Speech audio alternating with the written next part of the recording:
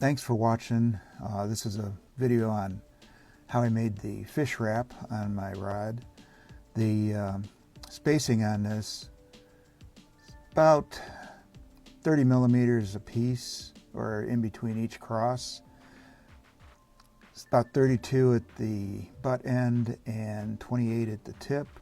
The wrap itself ended up being about 9 inches long. You can see here in the cross,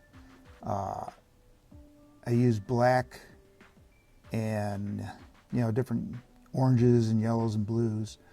You started with creating the eye of the fish, and then as we move along, adding in the scales for the fish. I used some reflective thread for that, and just kept building and building.